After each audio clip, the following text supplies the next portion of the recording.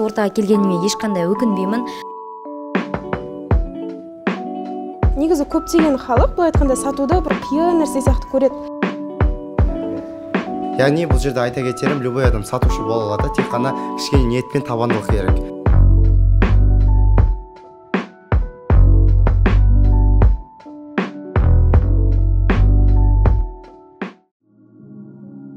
Көбісі ойлайды, осы оператор, яғни сату бөлімі деген ол халықты алдау, жаңағы халыққа бір зиян келтіру деген сияқты ойлайды. Ал шын мәніне келгенде мен бүгін сол жайында айтып кетейін сіздерге. Отқа ауада, жерге теңізде, кеудеге жанда, онға терісте сен маған керексің. Армысыздар, есім Жантұрсын. Осы бизнес бастау кәсіпкерлік мектебінде жүргеніме бір жылдай уақыт болды. Бір жылда өзім 700-ге жуық шабандоздарға сабақ бердім. 100 шақты менеджерлерді өзім тәжірибемен бөлістім. Қазір таңда өзімнің мықты команда жинадым. Өзім жайында айта кетсем, Оңтүстік Қазақстан облысы Сарыағаш қаласынан болам. Өзім УБТ дейді, яғни ұлттық бірыңғай тестілеуден грант, яғни 117 балл алып, Абай атындағы ұлттық университетке грант болып түстім, физика және ағылшын факультетіне. Ол мамандықпен қоса, мен осы сату бөліміне келіп, өзімнің қандай дәрежеме жететінін білген арқасында осы сату маманын таңдадым. Осы біздің орта өте қызықты. Мен сенің ешкі сенің есігін ашып маған, мен асықтарам істерді, ұмытын қауіпті өктерді, соғысымен ұмытым бітерді. Ой болмайды сағанын айтты, сағанын қайыл демедің қайыл. Барлықтарыңызға сәлем. Менің есімім Мадина болады, осы бизнес бастау сату бөлімінің менеджері болам. Жалпылама айтқанда бүгінгі айтайын деп отырғаным негізі сатуға байланысты. Негізі көптеген халық былай айтқанда сатуды бір қиын нәрсе сияқты көреді. Жалпылама айтқанда негізі сату 5 этаптан тұрады өзі. Оларды атап өтетін болсақ, негізі бірінші этап ол сәлемдесу, яғни өзің сөйлесіп отқан адаммен қарым-қатынас орнату, таныстыру өзіңді. Екінші этап қажеттілігін анықтау, не қажет екенін білу, сұрақ қою арқылы. Үшінші этап бізде болашақтағы пайдасын беру. Төртінші этабымыз бізде презентация, яғни өзіңнің өнімің туралы толық информация жеткізу сол кісіге. Соңғысы көмектесу, яғни сатып алуына көмектесу емес, жай ғана көмектесу. Ол кісіге ол нәрсе керек па, керек емес па, сол жағын түсіндіру. Жалпылама осы 5 этаптан тұрады. Одан артық бір ештеңе талап етілмейді. Сенің құлағыңа жағымда өн жазам, оны табуға саған. Әттеген ай көмектесе алмайды жазам. Менің ойыным бөлі қайнап жатқан бір қазан. Елден ерекше қалам, туындысы қалам. Сату менеджерлері негізі кез келген салада өте қажет.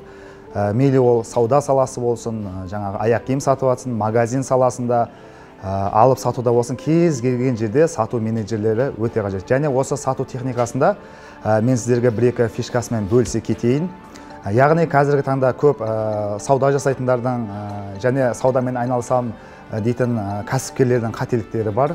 Мысалыға клиенттерге бағаны дұрыс айту жолдары. Мысалыға клиентке келген кезде немесе онлайн түрде сөйлесіп жатқан кезде клиенттің жаңағы аласыз ба, алмайсыз ба деген дұрыс вариант бермеу керек.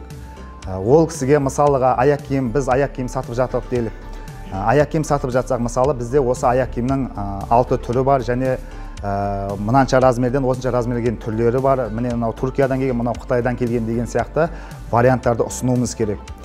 Содан кейін барып, соның каталогтарын сол кісінің WhatsApp-на немесе әлеуметтік желілеріне жіберу арқылы біз ол кісіні жылытып, одан кейін ол кісіден алмаймын деген жауаптар естімейтін боламыз. Және осы өте дұрыс вариант. Сатып алмайтын клиент болмайды, сата алмайтын менеджер, яғни адамдар болады. Егер біз өнімге сенімді болсақ, өзіміздің компанияға сенімділік және өзімізге сенімді болсақ, кез келген тауарды, кез келген қызмет түрін біз оңай түрде сата аламыз. Сату бөлімі, ол сату маманы деген сөз, ол біреуді алдау емес. Ол бір кәсіпкерге, бір бизнесменге көмек көрсету. Ол просто бизнесмен мен кәсіпкермен серіктес болады. Яғни серіктес болып, сол кісімен жұмыс жасайды. Яғни арнайы процентке, не болмаса бір ақшаға келісіп, өзінің просто жұмысын жасайды. клиент алып келіп беріп оған сатады.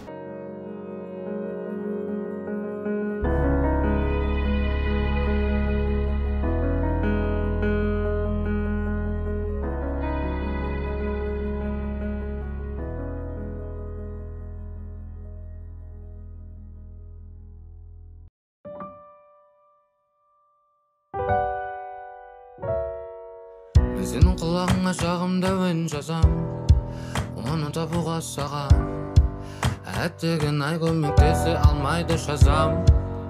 Менің ойыным бөлек қайнап жатқан бір қазан, елден ерекше қалам, туындысы қаламның бүгінгісі, тыңдарманның ықыласы ыстық мен үшін тыңдарманды баурап алар сиқырлы күші. Гүлбану ханым мен Сандуғаш ханым туған күндері екен. Туған күндеріңіз құтты болсын. Өмірде жетістіктеріңіз, асу белдеріңіз өте көп болсын. Сіз нешеге толдыңыз, Сандуғаш ханым? 19 жас. Сіз? 18-ге толдыңыз, жақсы. Осы 19 жасыңыз, 18 жасыңыз, 18 түрлі бақыт алып келсін. Осы команданың ортасында гүлдей жайнап, күнде жадырап жүре беріңіздер. Әрқашан денсаулықтарыңыз мықты болсын. Бақытты болыңыздар, отбасыларыңыз аман, денелеріңіз сау болсын. Осы бизнес бастауға келіп, өмірлеріңіздің өзгерткеніне мен өте қатты қуаныштымын. Барлығымыз командамен бірге дамимыз, өсеміз, өркендейміз. Туған күндеріңіз құтты болсын. Қайырлы күн. Біз бизнес бастау кәсіпкерлік мектебінің сату менеджерлері боламыз. Жалпы бізде сату бөлімі осы менеджерлерден құралады. Күнделікті жұмыс орнымен қатар бізде мерекелік іс-шаралар, сонымен қатар көптеген обучение, әрқашанда даму үстінде боламыз.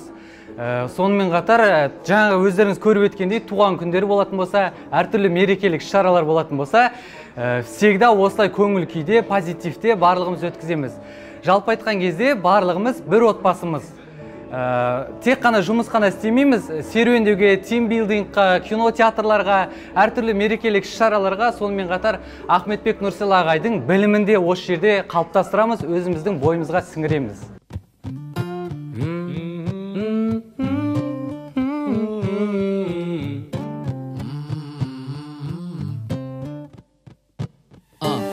Мен сенің тәніңнің сынып жетекші секілді, бәрін бірдей жақсы көрім әр жеріңді беттіңді, қара кесек еттіңді, сыпыттаймын әдемілі білмесімді шеттілді кекілді, аруымсың кекілді, бүгіннен бастап сенің тәніңнен қымбат бұл бекітілді есімді, кеттердің ме тесілді, жаным сенің бойың өзі Майкл Джордан секілді, бәрі сенің қалауыңда емес, оған неге көрсенесің, мейлі жоқ болса да Мерседесім. Ал достар, міне көріп атқандарыңыздай, бізде жұмыстан бөлек өзіміздің бизнес бастаудың қырандар үйі, яғни осы бизнес бастаудың жасағы тұратын үй. Сол жерге өзімнің менеджерлерім, яғни сату бөлімінің жиналып жатыр бүгін кешке.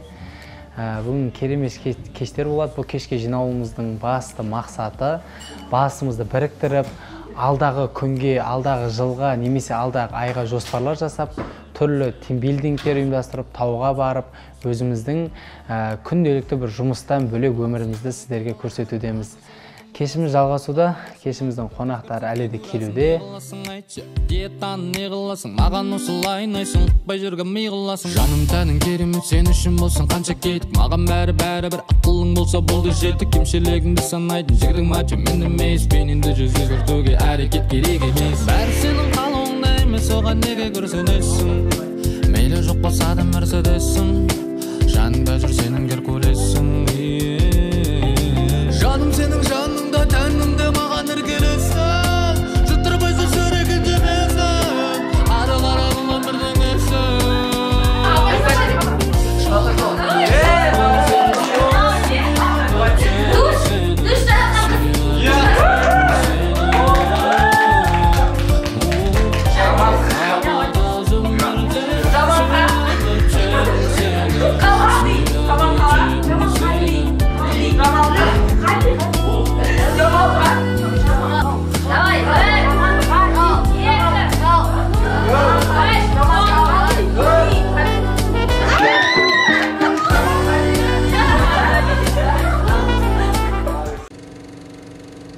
Мен есім Айтолқын, жасым 16-да. Думай. Мен неме сұрайын? Мен айтайын онда бірінші сосын сіз айтыңыз, менің аты жөнім Айгерім болады, жасым 17-де, 2-ші курс студентімін, және осы ортаға келгеніме ешқандай өкінбеймін. Бұл жерде біз тек қана команда емеспіз, біз бір отбасымыз. Бұл жерде әртүрлі жас аралығында бізде сату мамандары бар. Күнделікті сатуды ғана емес, бірге дамып, бірге өсуді үйренеміз. Мен есім Айтолқын, жасым 16-да. Осы сатуға келгеніме еш өкінбеймін, себебі мен бұл жерден сатудан басқа да жан-жақты дамуды үйрендім. Есім Ибрахим болады, жасым 17-де, осы колледжде оқып жатырмын, қазір таңда студентпін, 2-ші курс. Осы сату саласында жұмыс істеп жатқаныма 2 айдай болды. 2 айдың ішінде өмірім 180 градусқа өзгерді десем толықтай айта аламын. Демек, бұл жерде күн сайын даму, яғни дамушы орта бар бұл жерде. Онымен қатар реально бұл жерде 400 мың теңгеден жоғары табыс табу мүмкіндігі бар. Саламатсыздар ма? Есімім Диас болады. Семей қаласынан Үржар ауданынан боламын. Осы сату бөліміне келіп істегеніме 5 айдай болып қалды. Алғашқы рет келгенде мен Жандос мырза қабылдап алған болатын. Яғни осы жұмысқа. Одан кейін өзінің білімін берді. Мен өзімнің басында негізі сату менікі емес деген ойда болатын, бірақ та бұл өмірде кәсіп біреуге арналмаған екен да. Яғни бұл жерде айта кетерім, любой адам сатушы бола алады, тек қана кішкене ниет пен табандылық керек. Одан кейін адам деген талпынысы болу керек бір жағынан ниеті. Мен осы жақта істедім, қазіргі таңда бас менеджермін. Алғашқы бас менеджерім менің Жандос мырза болатын. Осы жаққа келгенде қаншама еңбегін, қаншама білімін берді. Мен оны айтқан бірге бір істеге отыра осы жақта қаншама нәтижелерге жеттім. Енді айта кетерім, сіздердің де қолдарыңыздан келеді. Бастысы барынша сәттілік және табандылық болыңыздар. Және де мінезді қайратты болыңыздар. Рахмет. Сату маманын сіздер түсінгеніңізде, сату маманы деген сөз ол бизнесмен мен кәсіпкерге көмек көрсету орталығы. Біздің түпкі ниет осы бизнес бастаудағы біз халыққа сату емес, біз халыққа көмектесу. Арнайы көмектескен арқасында олар бізге өздерінің алғыстарын білдіреді. Біз осы қазақ халқын осы кешегі өтіп кеткен жарылыс бойынша кешегіде көрдіңіздер халықтың қандай жағдайға түскенін. Торговый центрлер тонап, телефондар ұрлап, жаңағыдай өте қылмысқа барды, оның барлығы жоқшылықтың кесірінен. Сол үшін біз сол жоқшылықта жүрген, таршылықта жүрген, кредитте, қарызда жүрген халықтың өмірін өзгертіп, осы бизнес бастауға алып келіп оларды кәсіп үйретіп, қалай нөлден бастап бизнес жасау керек, соның барлығын үйретеміз. Сол үшін сату маманы деген сөз ол тікелей халыққа керек бір мамандық. Сіз 150 мың теңгелік, 100 мың теңгелік бір оқып жүргенше сіз қазір студент шығарсыз мүмкін.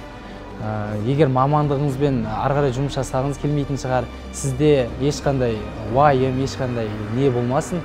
Сіз өзіңізге сату маманын таңдасаңыз ешқандай өкінбейсіз. Менің сату бөліміне келгенде мен кез келген сөйлей алатын, яғни ол бір жолда жатқан бомж болсын, бір официант болсын, бір жерде бір жерге жалжамалы жұмыс жасасын, мен кез келгеннен сату маманын шығара аламын.